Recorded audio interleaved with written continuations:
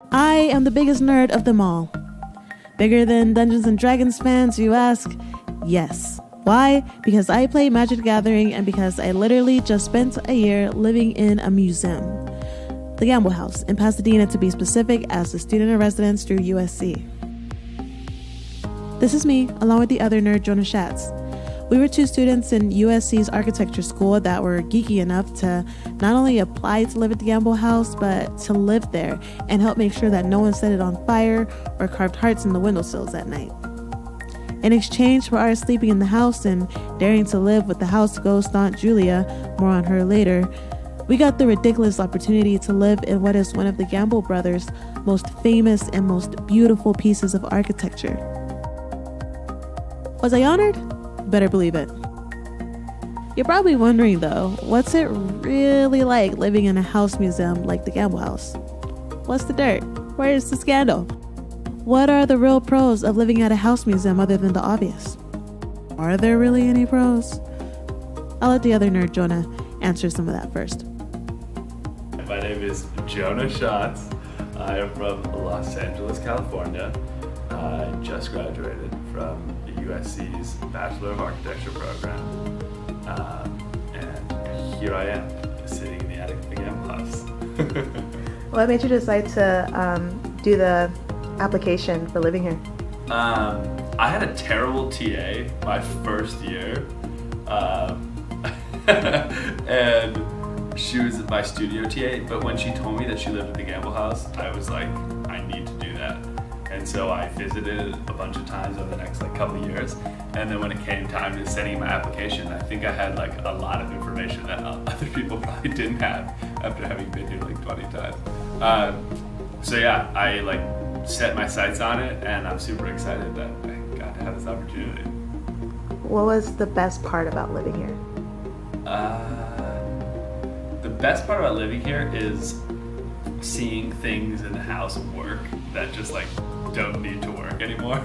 like any other house of this age is just not gonna function as well. Granted, it's been very well kept, but also just the craftsmanship and everything that goes into building this house has been a pretty inspiring thing to see as an architecture student. And I hope to be able to do a fraction of something like this one day and have it last, and in 100 years somebody still be able to live in this house and still use it as a house, even though it's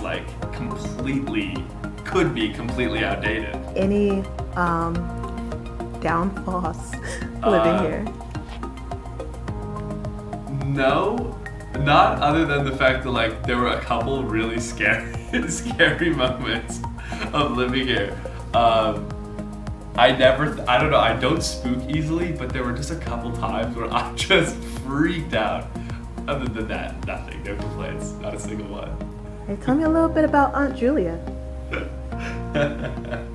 I never met Aunt Julia straight up, but I'm pretty sure one time we're not supposed to play the piano, but I really wanted to play the piano, so I was sitting in the living room just rocking out on this piano, and the doorbell rings. And then I was like, oh, whatever, ignored it, kept playing, doorbell rings again. I was like, all right, I'm getting out of here, so I went upstairs and locked my door. Doorbell starts ringing over and over and over. I freaked out, but also realized that maybe my car was getting towed, so I left the house really scared. I considered taking one of the swords with me.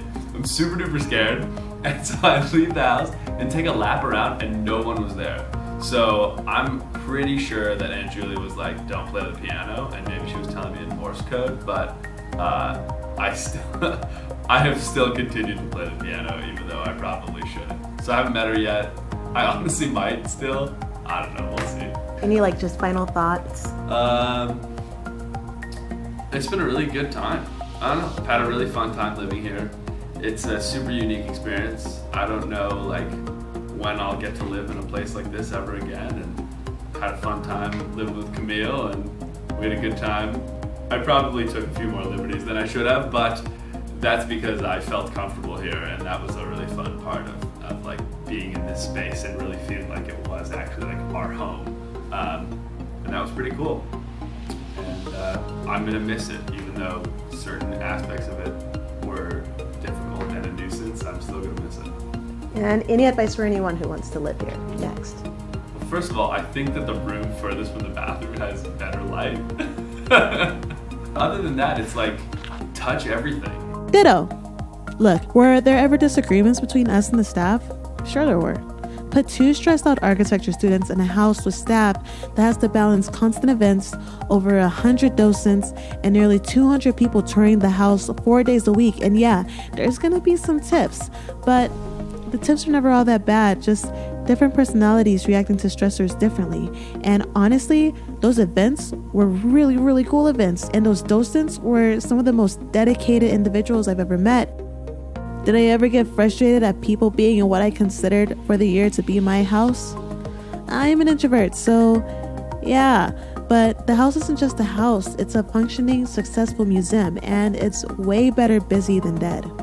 At the end of the day, or the year really, I feel Little Cons was nothing compared to being able to admire the house's famous stained glass front door from the front and the back whenever I wanted to, relax on the sleeping porches and in the attic, study all the little details of the house, touch everything, and explore Pasadena at large.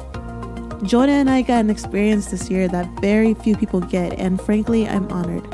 I recommend it to honors, really. For more information on tour dates, events, and how you can get involved with the Gamble House, go ahead and go to their website. They have one. Here it is. Hope to see you there.